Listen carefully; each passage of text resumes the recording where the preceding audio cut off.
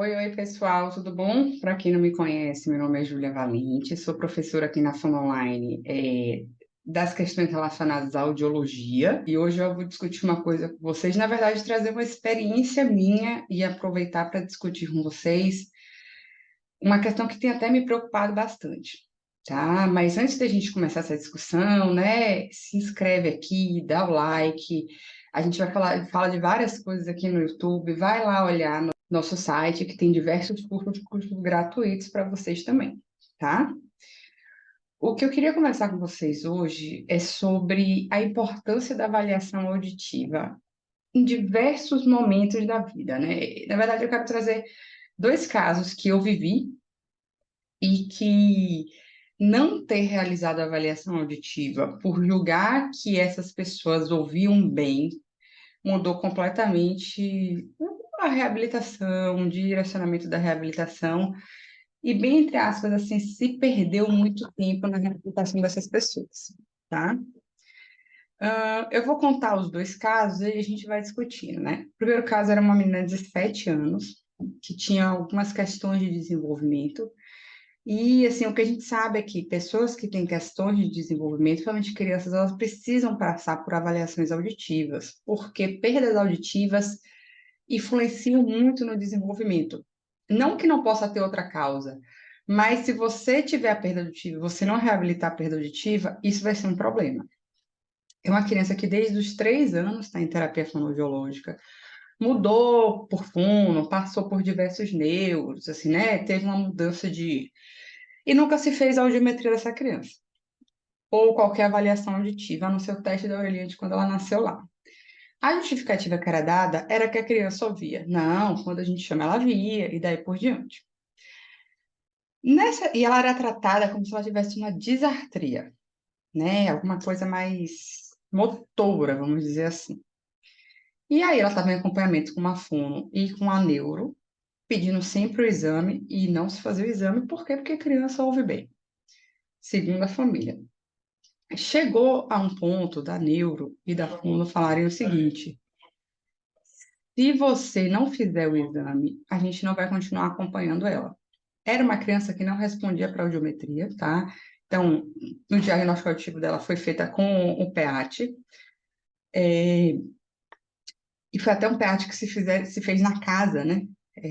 Uma família com poder aquisitivo bom e tal. Os dois casos são famílias com poder aquisitivo e acesso à saúde. Então, não é porque não teve acesso, não é porque conseguiu fazer o exame. E aí, quando foram fazer o PEAT dela, essa criança tinha uma perda moderada dos dois lados. E aí, na hora que esse diagnóstico veio, algumas queixas e algumas coisas começam a aparecer. Ah, não. Às vezes, quando ela está de costas e a gente está longe, a gente chama, ela não responde. Sabe? Coisinhas começam a aparecer que antes não aparecia porque ela escuta bem e não precisa fazer o exame.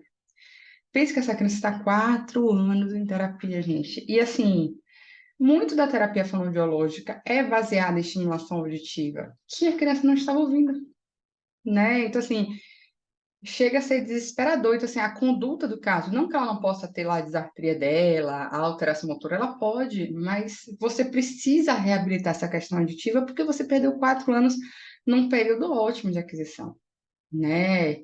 Então, vejam qual a importância, assim, claro que quando você tem uma queixa da família, ó, eu acho que minha filha não ouve, isso é preocupante, mas não é a família não relatar dificuldades auditivas ou não relatar que ela ouve bem, que isso quer dizer que a criança ouça bem de verdade, tá?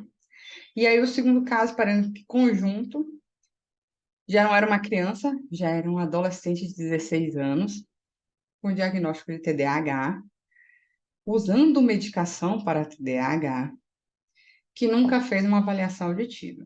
A mesma coisa, a família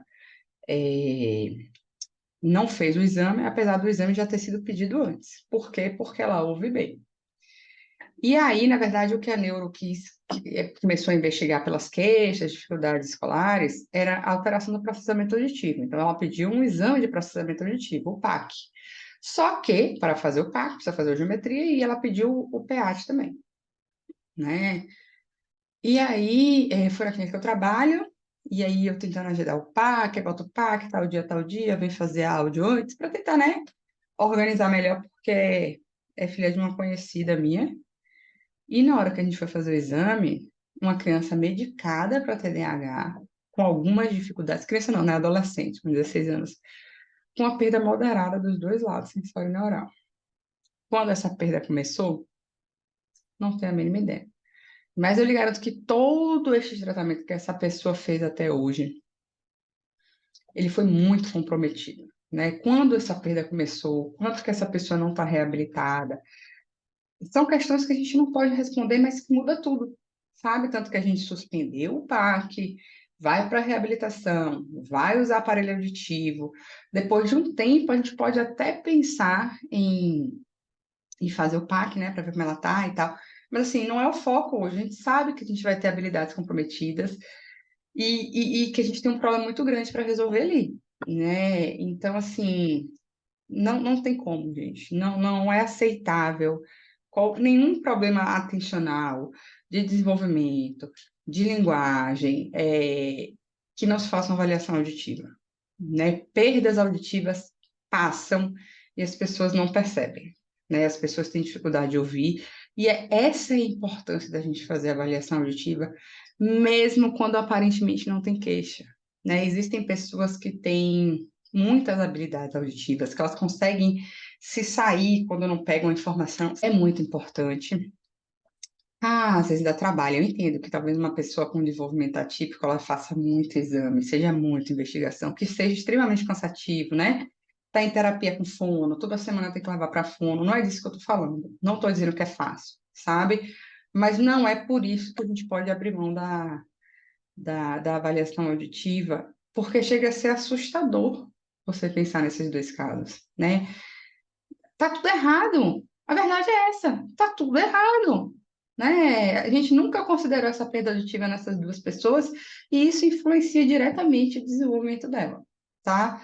Então, assim, se você trabalha, né, com isso, eu não sou audiologista, peça audiometria, encaminhe para um audiologista que você confie, que saiba fazer o exame, mas não deixe de fazer a avaliação auditiva. A avaliação auditiva é de suma importância. O ser humano ele se comunica através da audição e ele depende da audição para se desenvolver, não só para adquirir a fala lá quando é criança, para se desenvolver, para aprender, para conseguir fazer raciocínios lógicos, né?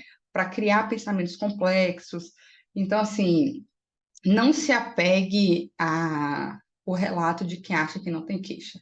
A gente só vai dizer, realmente, não existe um problema auditivo nesse caso, quando a gente fizer uma avaliação auditiva, tá? Então, espero que fique de reflexão. Claro que a avaliação da pessoa de 16 anos foi completamente diferente da avaliação da de 7. Vejam que a de 7 nem conseguiu fazer audiometria, teve que ser o PEAT.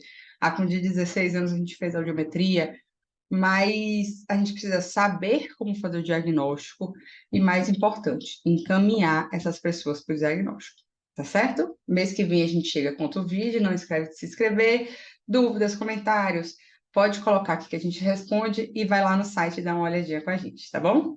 Abraços, tchau, tchau.